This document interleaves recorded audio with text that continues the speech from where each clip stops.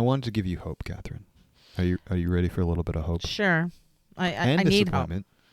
I got both hope and disappointment. Oh my God, two sides of the same coin. It's exactly that. Okay, go for it. I'm ready for more. I have made progress in cleaning up my office. Oh, is this my hope? This is your hope. If I can do it, you can do it. Oh gosh. It takes time. It takes time. It takes effort, and it's still, small incremental improvements. Mm-hmm. I've been working on this for months, goodness. right? I mean, the first brick I laid down, which was a big pain in the ass brick, was building that enclosure for my printers, because that allowed me to put all my printing stuff in one place, which gave me a little bit of space to start moving stuff around and cleaning stuff up and cleaning stuff out. Wait, literally a brick? No, it wasn't a brick. It was a metaphor. Oh, okay. So I'm sorry. I was like, why bricks? I'm drinking coffee now. Go ahead. You have a brick in your head.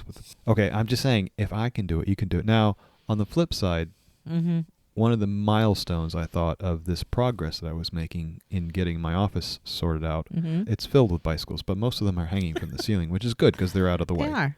Yeah, it looks kind of artsy. I like it. For the past 6 months, 2 of them have been on the floor, on the floor, just leaning up against things because they don't have room to be stored anywhere. All right. One of those 2 got put on the ceiling yesterday. So now there's only 1 on the floor now, which is just makes it much easier to walk through the space and a lot easier to get the stuff because it was literally leaning up against a bookcase, and if it's leaning up against a bookcase, I can't get to the bookcase. Right. And so it's my office it's not a destination. You have to walk through it to get to my wife's office and get to the laundry room. So people are going back and forth all the time. Yeah, it is a thoroughfare, the location in your house. Yeah. So the flip side of it being great that I did this is that the bad side is that no one noticed. That is awesome. I'm sitting here and still stunned. It's been almost 24 hours since the bicycle that you literally had to walk around has been removed and no one has noticed. Wow. And I feel like I'm going to start punching people soon. Why? Because I do all this work and no one cares. So when you clean up your house, Catherine, no one's going to notice or care. Except you. Right. And maybe your dog. Dog or dogs? One dog. Oh, you were supposed to have a second one. What happened? Oh, it was a tragedy. I'm sorry. Okay, I was supposed to go down and get the dog Saturday. Remember, we talked about it. Right, yeah, that's why I asked. I just couldn't get down there. I couldn't. There was some technical difficulties here with finding someone to stay with my folks. I didn't want them to go down and stuff. We postponed it till Monday. And then my father had a medical situation over the weekend, and I had to take him into one of his doctors Monday, so I couldn't go Monday. So the breeder wrote me back and said, I think it would have been a great fit, but my sense is that if it could have happened, it would have happened by now. So take care. Wow, that was kind of a shitty thing to do. Everyone said that. And I was stunned. I mean, I felt like someone hit me in the gut. And so I texted her back. I'm like, what? Will you reconsider? Call me. And I tried calling her. Her voicemail was full. She's not responded. I'm sorry. Anything. No, I'm not. You know what? Because the dog was expensive and I missed the whole puppyhood again. She was 7.5, 8 months old, which would have been great because all the training and stuff was done. The chipping was done, and et cetera, et cetera. But things happen for a reason. Well, I guess that means there's more room for your 3D printer. I'm not getting a 3D printer. You haven't seen this house. I hope that you're right, that things get better, because this is just... Well, you have to work on it. It doesn't happen by itself. I'm just saying, have been working on it. Okay. Yeah, eventually you will see progress. Yeah, me and Joe Grotto's been over here. Eventually you will see progress. Helping but it takes time. I've been working on it for months, and literally until yesterday there was really nothing to show for it. It is months long. It's just like a months-long process, isn't it? Well, the whole process, I think, is going to be years. But I think so, too. It takes months to see any progress. And that's, right. We're talking about houses that have, in a very typically American style fashion, just been piled up with crap for years because we buy stuff we don't need. Exactly. And worst yet, we don't get rid of stuff we don't need. Exactly. Because every time I get rid of something that I don't need, like 3, 4, 6 months, 2 years later, I'm like, damn, why'd I get rid of that? I could have used it for X, And so I tend to hoard shit, and it is becoming like a hoarder situation, not like worthy of the television show Hoarders. Yeah, I don't think you're just in the normal American. I'm in the it's the American hoard. Overstuffed. Yeah, You're overstuffed, but you're not hoarding yet. But then I have pictures of my studio. No, not yet. But I have pictures of my studio when it was like functional. And it's like, how the hell did it go from so functional and so pristine and so organized to this? I mean, I couldn't walk back there. Yeah. Yeah. Like everything else, it happened slowly, and then all of a sudden it just happened. Oh, it's like critical mass. You have this big, beautiful place. You just keep putting stuff in there, and then suddenly one day you can't walk around it anymore. And there's nowhere to put the thing to move to give yourself any more room. I know. I call it the Rubik's Cube. It's a Rubik's Cube. I don't know what the name of the puzzles are, but I think a better analogy is the little flat puzzles you get that with the tiles that you slide around, and there's a picture, and there's one tile missing, so you have one slot where you can move the tiles around. That's the better one because you got to move the whole thing around to make it work. Right, and that's exactly. It's like you move this, yeah, and then you still have the same number of tiles that you started with.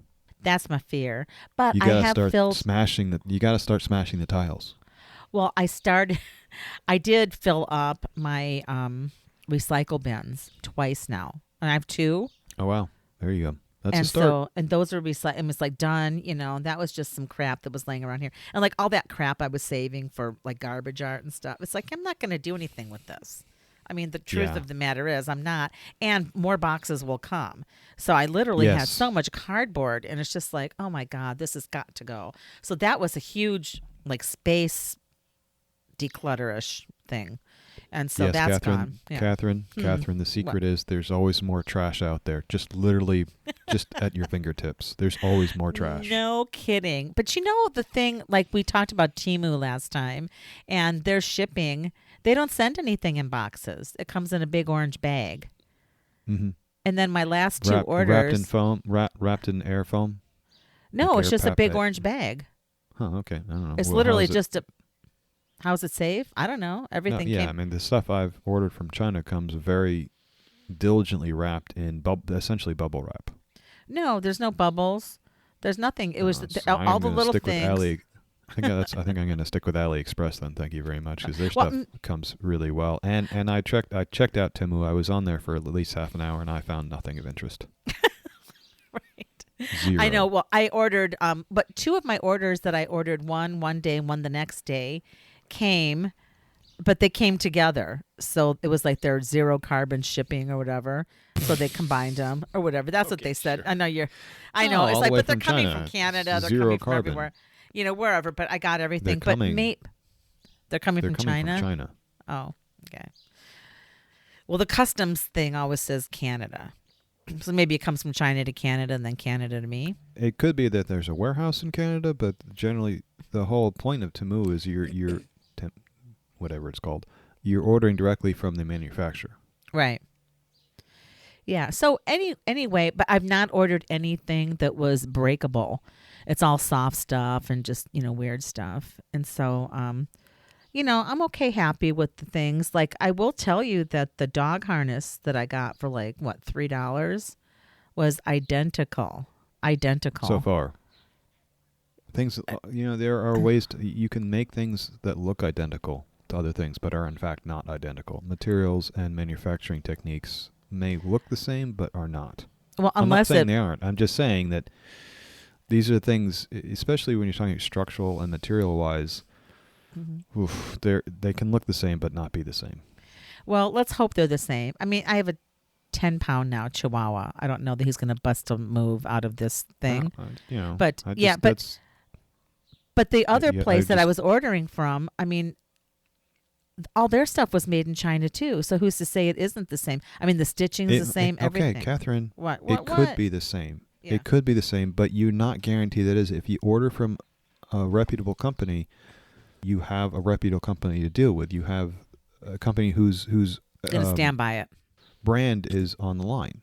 Right. Right. They're on the hook. If you're just ordering from some random manufacturing plant in China, they have no. What are you going to sue them if it breaks? No, but and my really, dog doesn't go anywhere. You can make things look exactly the same as something else, but it not be the same thing.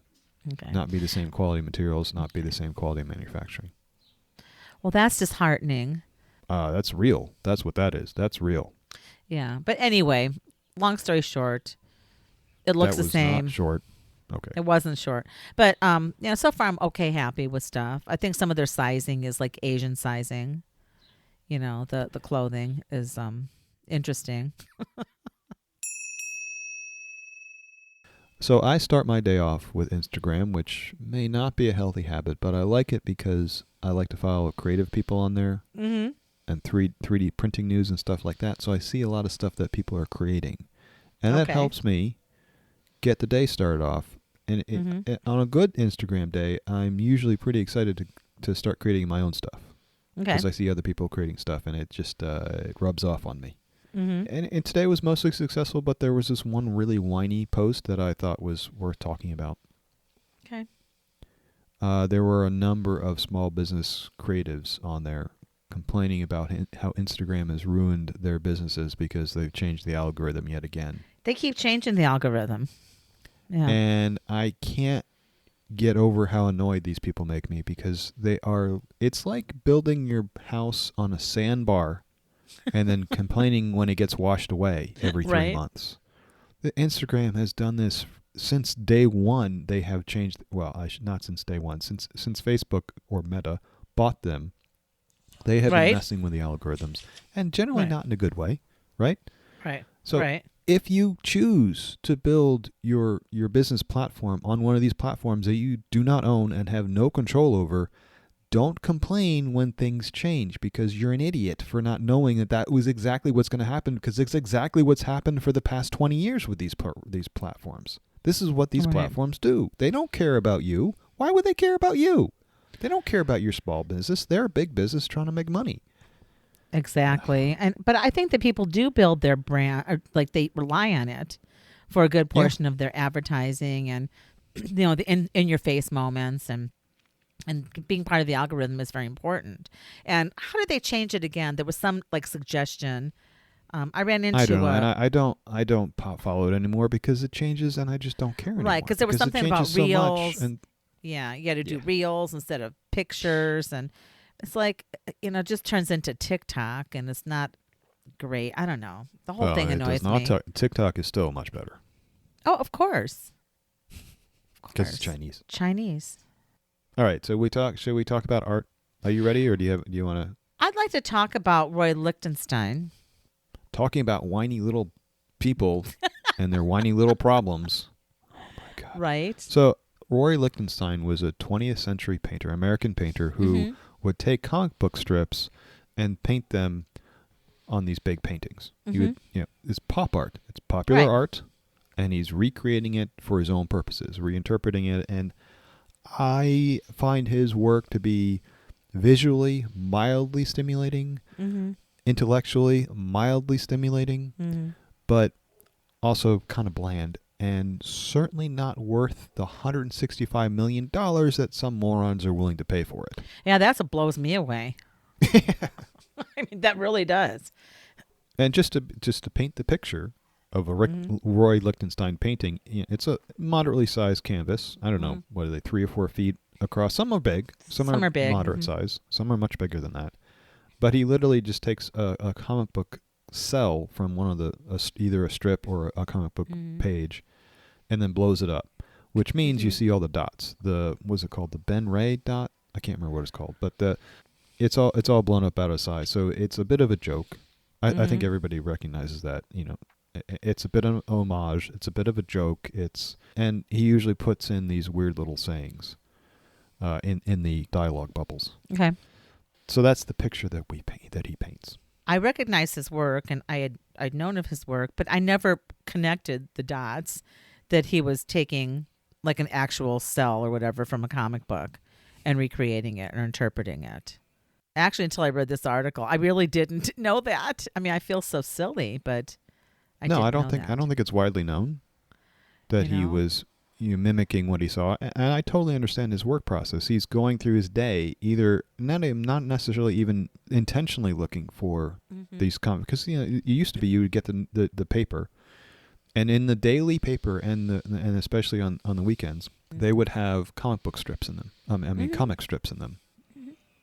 So you would just see these throughout your day. Right. And this stuff was literally disposable illustration. That's all it ever was.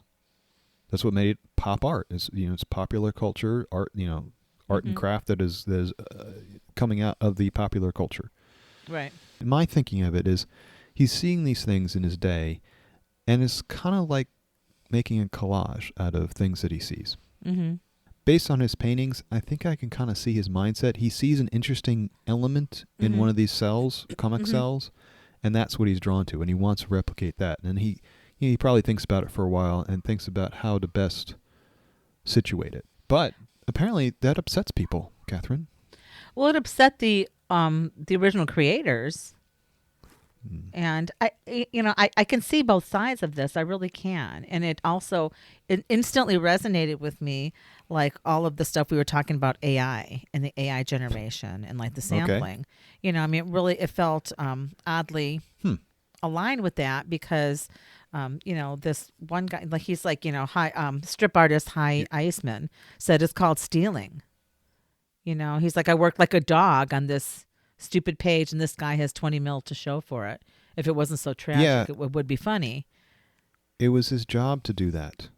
Not Rick Lichtenstein's job, but what was the guy's name? I honestly didn't pay attention to anyone's name. Eisman's. Yeah. That was your job. Some people go to the mill and mill wood all day long, or cast plastic, or do foundry work. You went and had a little bit easier time than people who went to the coal mines. You sat down at your desk and you drew all day. Oh my gosh, let's all cry for you. That's just your job. There's nothing special about that. That's just a job. Well, he did it for 75 years. People work for 75 years. Yeah.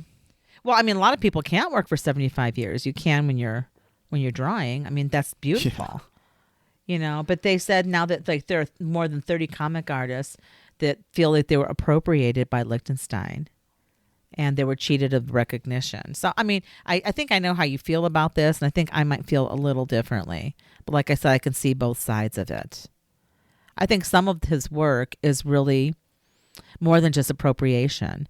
And it is appropriation, and I don't see it as necessarily changed fundamentally to protect it from like a copyright standpoint, even though the law has cited otherwise.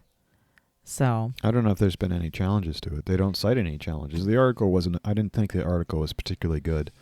They did have one. There was a lot of Go ahead. They only had one viewpoint from the other side. It was all completely skewed for the illustrators being annoyed that that Lichtenstein was copying their work. Right. The one counterpoint was Bradford R. Collins, professor of art history at the University of South Carolina, said, and I quote, "It's not plagiarism, it's appropriation. With plagiarism, you're stealing somebody's work and using it for the same purpose they did," end quote. So he was clearly not using it. He's not drawing his own comic book strips. He's taking it and putting it on the wall. And the idea that he's actually copying them directly is also preposterous. If you the article had two examples right in the article showing the original comic cell and then Lichtenstein's quote appropriation of it. And it's obviously deeply referential to the original, but also completely remade. He's literally like downgrading the quality of most of the drawings in these things. The drawing doesn't look as good. I understand his thinking behind it. He's trying to dumb it down a little bit, make it even look more disposable than it was, because the original drawings in a lot of cases are very nice drawings. And he doesn't want it to be just a nice drawing. He wants it to be more disposable pop art. So I get where I see the little changes he's making. And the funny thing is, one of the illustrators even calls us out. It's like, he's not even very good at this because he can't even copy the ellipse on the plane jet, right, on the cone of the plane. It's right, like, right. Dude, you're missing the whole point. He obviously did that intentionally. There's no reason if he wanted to, he could have taken a picture and projected it onto the canvas and drawn it exactly just using a projector. But he clearly is manipulating the elements for his own end. I think what you're talking about is like the piece by Russ Heath. It was an airplane like kind of getting blown up, and then the word says BAM or BLAM. BLAM. BLAM. And so the BLAM is like sideways, and then Lichtenstein puts it more readable. But, the impact section, the number 3, the little I don't know if it's the guy coming out or oil coming out. To me, is it changed substantively enough to be unique? Possibly. I think so, because it completely changes the medium. It completely changes the intent of the creation of it. Okay. And it's not just a clone copy of it at all. I mean, no, it again, isn't. This is seeing it actually improves my opinion of Lichtenstein because I see his process. And maybe I'm imagining things, but I think I see what he saw in the original Cell, which was BLAM. You're going through the comics and you see just a weird thing to put in there. Why is the crash of an airplane make the sound BLAM? That's bizarre. That's what I would take from it, and that's what I want to create my piece around. Because that's like, so these people are losing their minds that he's doing this. He's basically kind of copying, but he's really using their work as a starting point. Right. I wonder what these people would think. Don't let these people see collages where people are actually cutting their work out and using them as a collage. What do they think about that? They think it's plagiarism. They think it's wrong. And collage art has a long history too. Yeah, so collage art has a long history, but you have to be very careful, because I did a lot of collages not too long ago, and I wanted to do a piece with some comic books. And so I went to one of these, Bookmans or something, and they have like a section of like old comic books or used comic books. And I just looked through and I found interesting things. And then I started thinking about the copyright and using this and like some of the Marvel stuff. And I just thought, I can't do it. And I didn't want to. And actually, I felt bad, like cutting up someone else's work. I did. You shouldn't feel that bad. Like they're mass produced. You shouldn't feel badly about I know, but it felt wrong. There was like some gut feeling. And I thought what I should have done was like pull a Lichtenstein, like just draw my own stuff based on these images and then collage that. And I had quite a stack. I mean, I spent like close to $50 or so on these books. And I just returned them to Bookmans. I'm like, you can just, do you want to? And they're like, yeah. And so I got a credit and I bought some yoga books or something. This was several years ago. But yeah, I really had a problem cutting up like their work and sticking it on mine. And I just thought, I can't do it. The American art industrial complex has successfully quashed your creative inspirations. What is it called? The American art industrial? I don't know. I just made that up. Oh, I liked it. I want to use that on a T-shirt. Yeah, please do. It's all yours. I can't remember what it was. Oh, so there's no copyright infringement. Okay. Yeah, not for me. Not for me. Not for me. But the second image. Okay, go ahead. I don't like how it really seems like they've gotten to you, because these are mass produced. There's nothing special about them. But somehow the whole copyright and ownership concept has drilled down so far into your brain that you can't cut these things up. No, it's disposable work. It's disposable. Printed stuff is disposable. But it was comic also books are disposable. But isn't art disposable? Yes, I think so. But that's a different discussion. Right, that is. I think we should explore that more in the next podcast. I have some ideas for that. Okay, write it down. I'll get it to you today. But no, I just in the second example, the girl in window from 1963. Right. And then it was Hy Eisman's private secretary comic of the same year. And that is, I find that more significantly different. The background's different. And so I don't see, I think that's definitely homage. I don't see any issue with that one. I just don't. And that one's the same thing. Again, I see it's the hands. The hands are crossed in kind of a funny way. Mm-hmm. And I think that's probably what drew him. And he said, oh, that's interesting. That's a weird thing. He was drawn to it, and he recreated it in his own way. Mm-hmm. So I don't know. I want you to tell me if this is kind of similar, because this is what happened to me years and years and years. This is like, I don't know, 15, 20 years ago. Okay. I've been designing websites since the 90s. And I've been doing that because I'm a product designer, and I was using it as basically an online portfolio. So I would design stuff. This is back when I was in school. And I would put it on my website. Mm-hmm. And then as a I became a web designer, and I started understanding how these things work. So I started looking at my server logs, and a server log is just basically telling you what's happening with the files on your website. And that's the individual pages, and those are the images and any whatever else you might have on there. it kind of gives you an idea of how many people are visiting your website because it tells you any given page how many times it was downloaded, how many times it was accessed. Okay. And so one time it was really weird because, you'd get a few hundred every month was pretty normal. Mm-hmm. One month I had like tens of thousands of requests for this one file. And it wasn't a page. It was an image. I was like, what the heck is going on with this? Because in order to see the image, you have to load the page because the page is embedded in the image. So you load the page, so you get the load. It loads the page and it loads the image. So you would see this. It should be relatively similar. The number of times the page was loaded and the number of times the image on that page was loaded should be about the same. It wasn't. Okay. It was the image was being accessed thousands of times. And so you can go to another part of the server logs and you can see who is accessing this. And usually it's just a list of IP addresses. So like if you're accessing my website, I don't actually see your IP address. I see the IP address of your internet service provider. So that doesn't really tell me very much. But sometimes if another website is accessing it for whatever reason, you can see that. And in this case, I could see the exact website that was calling its image. So I looked at the website. It was a Chinese website for recumbent bicycles. And they were using one of my images as their logo. Really? So I had designed a 3D design of a recumbent bicycle, put it on my website, and then someone in China found it and said, hey, that's really cool. Let's use it for our logo. And they didn't just download it and then upload it to their own server. They're actually just calling it off on my server, which is kind of weird. But without that, I would never have known. And I spent a couple of days figuring out what the hell I was going to do about this. And then eventually I said, I don't care. Let them use it. I thought maybe it would be worth trying to contact them and say, hey, look, if you want to use it, just download it and put it on your own server. And it's not causing me anything because, I have unlimited bandwidth, so it doesn't matter to me so much. But, for your own use, it might be easier. But they were literally reusing my work on their website as their logo. Wow. And eventually I realized I just didn't care. Wow. Does that make me weird? No, I don't think that makes you weird. I think that makes you probably unique. And is that the same thing? Is that a similar thing? People reusing my work in a completely different way?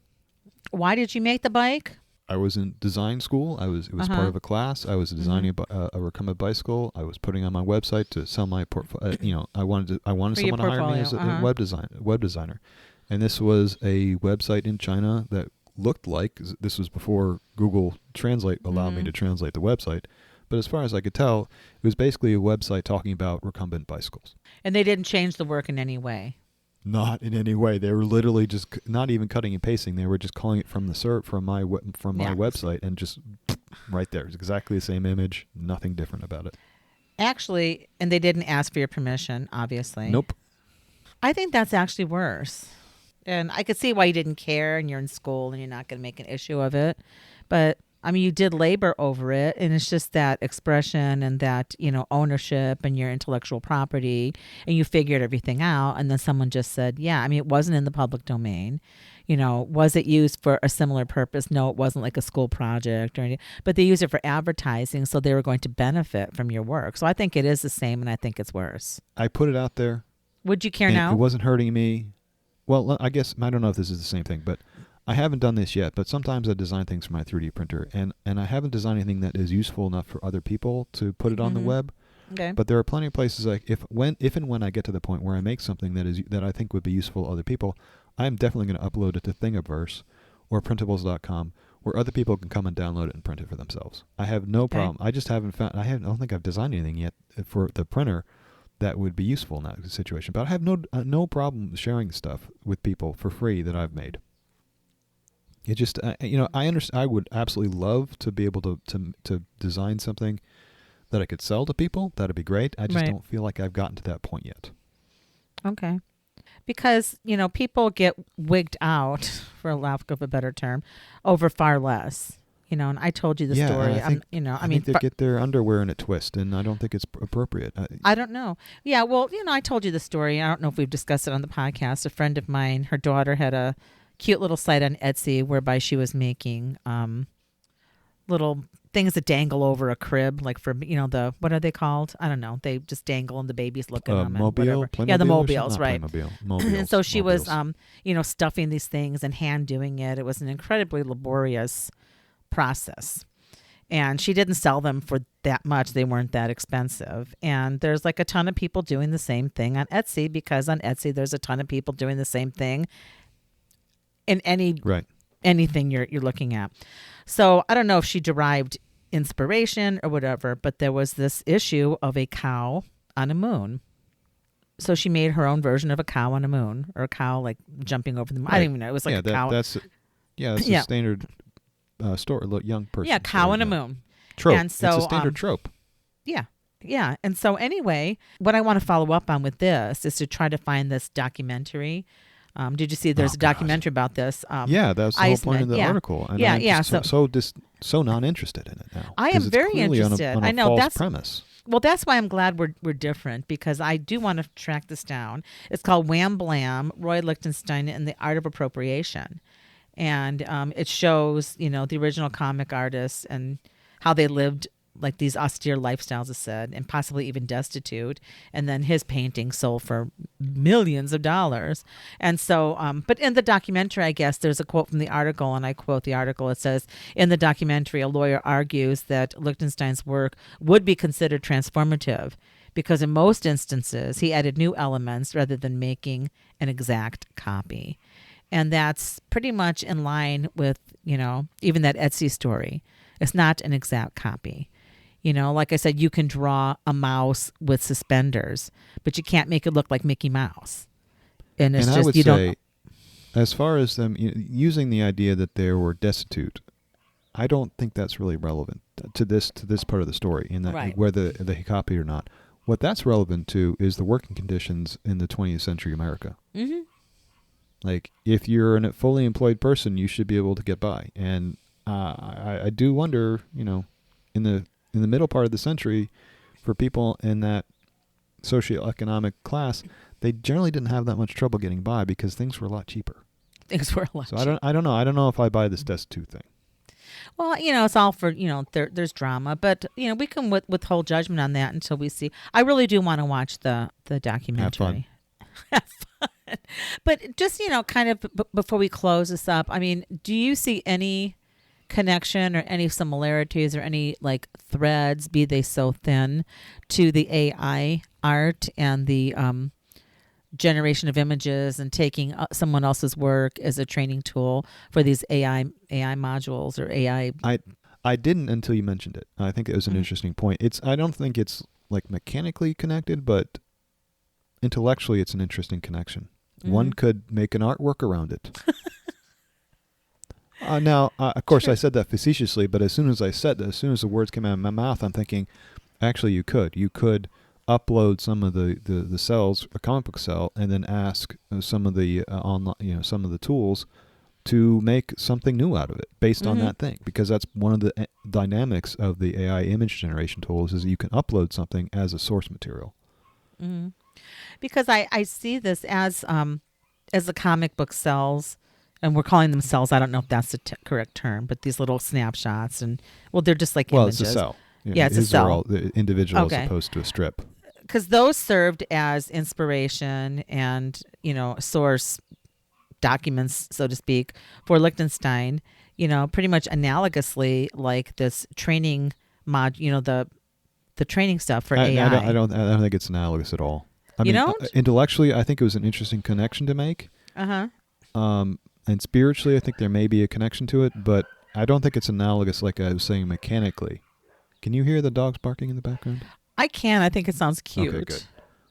Oh, you can? Okay. It doesn't matter. Because, for one thing, we can actually trace specifically where Lichtenstein is getting his ideas from. Right. Okay. That's a good point. Fair point. And we can see and understand how he's transforming them. Mm-hmm. So I think it's different. But like I said, I thought it was a really interesting connection that you made. Mm-hmm. Yeah. So, and possibly worth exploring artistically. What if I put a Lichtenstein in and try to get the original back out of it? How can I prompt it to getting the original cell that he based it on out of it? That'd be interesting. In the style of Popeye. In the style of Popeye. Improve his drawings. Oh, and the only other thing I had to say on this topic was, as far as pop art goes, right? Lichtenstein, in my mind, is pop art, whereas Warhol really isn't. And also, Because Warhol was like two notes. He had the soup cans and his prints, like the Monroe prints and the Right, prints like right. those. That's always what I think of, right? And I feel like even though Lichtenstein's only ever doing the comic book thing, he has a lot of different iterations of it. Mm-hmm. He says it in a lot of different ways. So I feel like he's a lot more representative, a lot better representation of pop art. I would agree with that. And also, if these guys are having such problems with him, with these illustrators, with Lichtenstein taking their work, how does Campbell's Soup Company feel about Warhol? Like, because Warhol did just copy a Campbell's soup can. He Just did. straight up copied it. There's nothing interpretive about it whatsoever. He just painted a big soup can on the canvas. Mm-hmm. And they are That seems big. worse to me. That seems worse to me. It does seem worse. Because it's a lot lazier. I mean, there's no transition whatsoever. I think I Campbell's might have appreciate- liked it. I mean, I can't speak for Campbell's, but they might have liked it. Yeah, that's kind of how I felt when the guy took my stuff in China. It's like, oh, he thought it was good enough to steal. Thank Or you. borrow. I felt like he was good enough. I feel like he was borrowing it. Really? Because, again, it wasn't taking anything away from me. But anyway. Did you ever do a drill down to see if they were still using the logo? I haven't. I looked for maybe a couple months and I just lost interest. Okay. And I'm sure, everything comes and goes. It's all gone Right. now. Right. It's all gone. Oh gosh. It's all gone just like the podcast today. Yeah. Done. Forever. Not forever. And ever. And ever. No. And you know what that's a reference to? No, I don't. The Shining, the little girls, come and play with us forever and ever and ever.